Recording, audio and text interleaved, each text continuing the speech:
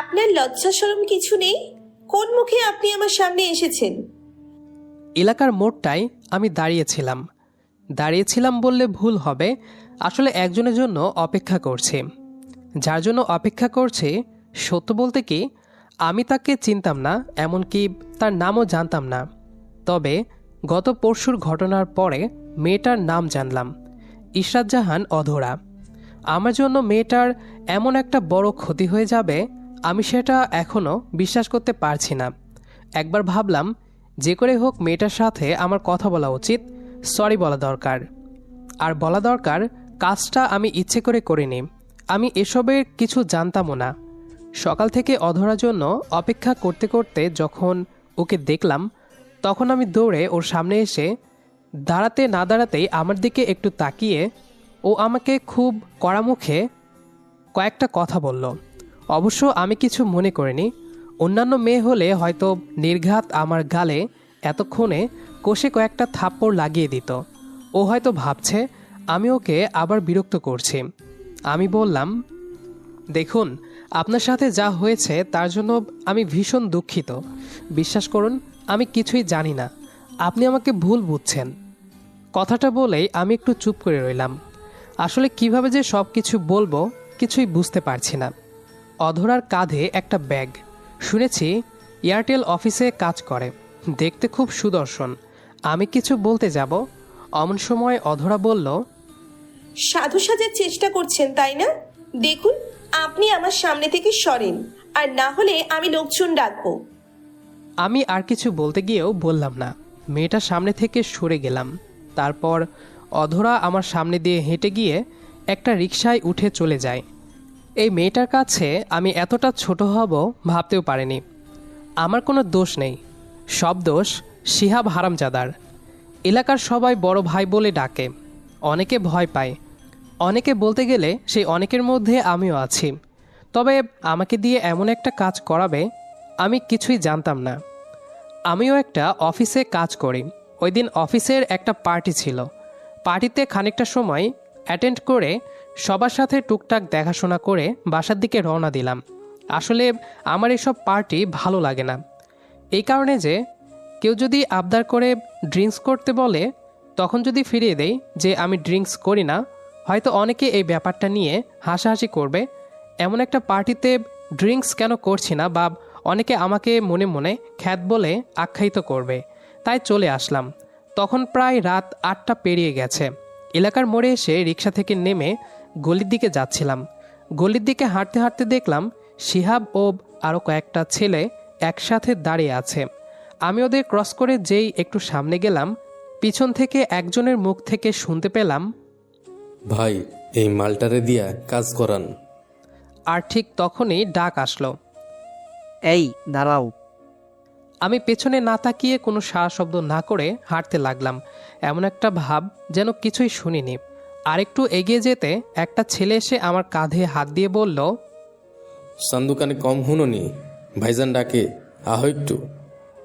সত্য বলতে কি আমি খুব অবাক হয়ে গেলাম। আমাকে ডাকলো কেন? আর আমাকে দিয়ে ওদের কাজ কি? চুপচাপ কিছু না বলে ওদের সামনে গেলাম। ওরা কিছুক্ষণ আমার দিকে তাকিয়েছিল। তারপর শিহাব বলল, ভয় পাওয়ার কিছু নেই, আমরা তোমাকে কিছু করব না, জাস্ট আমাদের ছোট্ট একটা কাজ করে দিলেই হবে। আমি বেশ কিছুটা সময় নিয়ে বললাম, দেখুন, আমি আপনাদের কোনো কাজেই জড়াতে চাই না, আপনারা অন্য কাউকে দেখেন, আর প্লিজ মাফ করবেন। এটা বলে আমি চলে আসার সময় শিহাব আমার হাতটা ধরে বলল, আরে আরে, কোথায় যাচ্ছ? বলছি তো আমার কাজটা করে দিতে হবে। আমি একটু চুপ করে রইলাম। আমার কেমন জানি লাগলো। এইসব ছেলেপেলের কাজই 2 নাম্বার, কিন্তু ওরা আমাকে টানছে কেন? এবার আমি স্বাভাবিক হয়ে বললাম, আচ্ছা, আপনাদের কাজটা বলেন, কি করতে হবে? এই তো লাইনে আসছ। এটা বলে একটা হাসি দিয়ে পকেট থেকে একটা খাম বের করে আমাকে বলল, এই খামটা ওই যে টিয়া রঙের 3তলা বাড়িটা দেখছো, ওইটার দোতলায় একটা মেয়ে আছে, নাম অধরা। এই খামটা ওনাকেই দিয়ে আসবা, ব্যাস এতটুকুই কাজ। আমি খামটার দিকে ভালো করে তাকিয়ে বললাম, এই খামে কি আছে? আমার কথা শুনে শিহাব চোখে চশমা লাগিয়ে একটু হাসি দিল। পাশ থেকে এর চেলা একজন বলে উঠল, এইগুলো তোমার না জানলেও চলবে, এটাতে শুধু একটা কাগজ আছে। ও আচ্ছা, এই ব্যাপার। তা এই কাজটা আপনাদের মধ্যে যে কোনো একজন দিয়ে আসলেই তো হয়। তারপর শিহাব বলল, সব কাজ সবাইকে দিয়ে হয় না। জি ঠিক বলেছেন, সব কাজ যেমন সবাইকে দিয়ে হয় না, তেমনি এই কাজটাও আমাকে দিয়ে হবে না। আমার কথাটা শুনে সবাই একটু চমকে গেল। সাথে সাথে শিহাব চোখ থেকে চশমাটা খুলে ফেলল। সত্য বলতে কি, আমি একটু ভয় পেয়েছিলাম। সামান্যই তো একটা কাজ, খামটা দিয়ে চলে আসা। আমি খামটা শিহাবের হাত থেকে নিয়ে বললাম, মানে খামটা কি অধরার হাতেই দিতে হবে? সবাই একটু হাসলো, আমিও একটু হাসলাম ওদের সাথে তাল মিলিয়ে। হ্যাঁ, অধরাকেই, অন্য কারো হাতে দিবে না। আর এই খামটা নিয়ে যখন ওদের বাসার কলিং বেল 2-3 বার চাপলাম, তখন একটা 12 কি 13 বছরের ছেলে দরজা খুলল। দরজার ভিতরে অনেক লোকজন দেখলাম, সম্ভবত আত্মীয় স্বজন বেড়াতে আসছে, পোশাক আশাকে বুঝতে পারছিলাম। তারপর একটা ছেলে এসে বলছিল, কি চাই? চুপ করে আছেন কেন? কিছু বলুন, কাকে খুঁজছেন? অধরা আছে? ছেলেটা আমার দিকে কেমন করে যেন একটু তাকিয়ে থেকে বলল, আপনি কি অধরা আপুর বন্ধু? আমি কি বলবো বুঝতে পারছিলাম না। ছেলেটা হয়তো অধরার ছোট ভাই। হ্যাঁ, তোমার আপুর বন্ধু, একটু ডেকে দেওয়া যাবে? ভিতরে আসুন। না না, ভেতরে কোনো কাজ নেই, তুমি তোমার আপুকে একটু ডেকে দাও, আমি কয়েকটা কথা বলে চলে যাব। ভিতর থেকে একজন মহিলা বলল, কে আসছে রে রায়হান? আপুর এক বন্ধু আসছে। আমার অবস্থা খুব করুণের দিকে যাচ্ছিল তখন। তারপর মহিলাটা এসে আমার সামনে দাঁড়িয়ে একবার আমার দিকে তাকায়, একবার ভিতরের মানুষগুলোর দিকে তাকায়, তারপর বলল, যা বলার আমাকে বলো। না মানে আন্টি, আপনাকে বললে হবে না, অধরাকে বলতে হবে। তারপর মহিলাটা আবার আমার দিকে একবার তাকায়, আবার ভিতরের লোকজনের দিকে তাকায়। আমি কিছু বুঝতে পারছিলাম না। এরপর সোফায় বসে থাকা সেজেগুজে থাকা আরেকজন মহিলা আমার সামনে আসলো। তারপর অধরার মা একটা হাসি দিল মহিলাটির দিকে তাকিয়ে, আর বলল, অধরার বন্ধু। তারপর সেজেগুজে থাকা মহিলাটা বলল, তা বাহিরে কেন? ভিতরে আসো। এ সময় বন্ধু বন্ধুর পাশেই থাকতে হয়। আমি কিছুই বুঝলাম না উনি কিসের কথা বলতেছে। আমি বললাম, দেখুন, আমার বেশি সময় লাগবে না, 2-3 মিনিট হলেই চলবে, অধরাকে এই খামটা দিয়ে চলে যাব। আমার কথাটা শুনেই দুজনেই একটু চমকে গিয়েছিল, তবে একটু বেশি চমকালো সেজেগুজে থাকা মহিলাটা। আমি কিছু বোঝার আগেই সেজেগুজে থাকা ওই মহিলাটা ঝট করে আমার হাত থেকে খামটা নিয়ে ফেলেছিল। কি হচ্ছে না হচ্ছে আমি কিছুই জানি না, অবশ্য আমার না জানলেও চলছিল। সেজেগুজে থাকা মহিলাটা খামটার দিকে একটু দেখে এক টান দিয়ে খামটা ছিঁড়ে ভিতরের কাগজটুকু পড়তে শুরু করে। আমি বুঝলাম এখন আমাকে এখান থেকে যেতে হবে। আমি যেই চলে যাওয়ার প্রস্তুতি নিলাম, অমনি ওই মহিলাটা বলে উঠল, এই ছেলে, কোথাও যাবে না, এখানে দাঁড়িয়ে থাকো। জি আমি কোথাও যাচ্ছি না। অবশ্য আমার কোনো ভয়ের কারণ ছিল না, আমি তো কিছু জানতাম না, আমাকে শুধু এটা দিতে বলেছে। ওই মহিলাটা লেখাটা পড়ে আমার দিকে বেশ কিছুক্ষণ তাকিয়ে থাকলো। ভিতরের লোকজনও আমাদের দিকে তাক করে তাকিয়ে আছে। তারপর মহিলাটা ভেতরের সবাইকে বলে উঠল, এই চলো, এই বিয়ে হবে না? আমি একটু চমকে গেলাম। আমার বুঝতে একটু বাকি রইল না এই লোকগুলা অধরাকে দেখতে এসেছে। কথাটা শুনেই ভিতরের লোকগুলা দাঁড়িয়ে গেল। মহিলাটা ভিতরে কয়েকজনকে কাগজটা দেখাই, ওরা ভাবছে আমি অধরার প্রেমিক, কিন্তু আমি তো ওর কেউ না। আসলে ওই ঘটনার দিন অধরাকে পাত্রপক্ষ দেখতে আসে, আর যেই খামটা পড়ল ওরা সবাই মনে করলো আমি ওকে ভালোবাসি, আমি ওর প্রেমিক। আর ব্যাককেল শিহাব বাটা লেখার নিচে ওর নাম দেয় নাই। আমি ওদের কাউকে কিছু বোঝাতে পারিনি যে কাজটা আমার করা না, আমার কথাই শুনতে চাইছিল না। কিন্তু কে শুনে আমার কথা? যখন দেখলাম পরিস্থিতি খুব খারাপের দিকে, আমি কেটে পড়েছিলাম। চলে আসার সময় অধরাকে দেখতে পেলাম একটা পিঙ্ক কালারের শাড়ি পরে সেজেছিল। ওর ভাই আমাকে দেখিয়ে দিচ্ছিল যে আমি সেই ছেলে। বুঝলাম এটাই অধরা। আমি আর কিছু না ভেবে অফিসে চলে গেলাম। অফিসে ঘন্টাখানেক কাজ করার পর ভাবলাম যে করে হোক মেয়েটাকে সব খুলে বলতে হবে। আর এই মেয়েটাকে যে ফ্যামিলির কাছে বিয়ে দিতে চাচ্ছিল, এ কেমন ফ্যামিলি? ঠান্ডা মাথায় কিছু না ভেবে আমাকে কিছু জিজ্ঞাসা না করে বিয়ে হবে না এই হইচই শুরু করে দিল। আর অধরার বাবা মাও একবারও আমাকে জিজ্ঞেস করে নাই।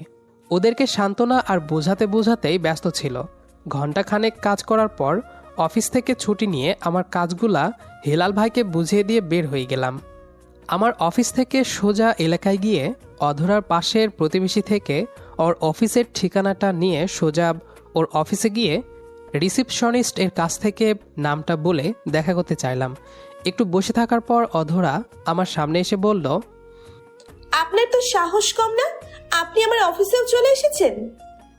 বুঝলাম মেয়েটা আমার প্রতি রেগে আছে।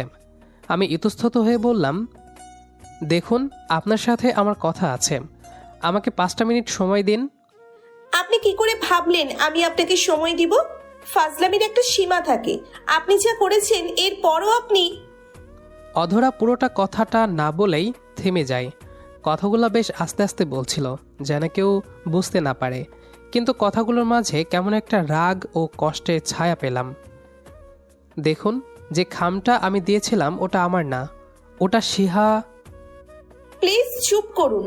এই বিষয়ে আমি আর ভাবতে চাই না, আর কিছু জানতেও চাই না। একজনকে আঘাত দিয়ে আবার মায়া দেখাতে এসেছেন? আপনি আসতে পারেন, এটা অফিস, এখানে আর আসবেন না। আমাকে পুরো কথাটা বলতে না দিয়েই অধরা এই বলে আমার সামনে থেকে চলে গেল। প্রায় 2 দিন কেটে গেল।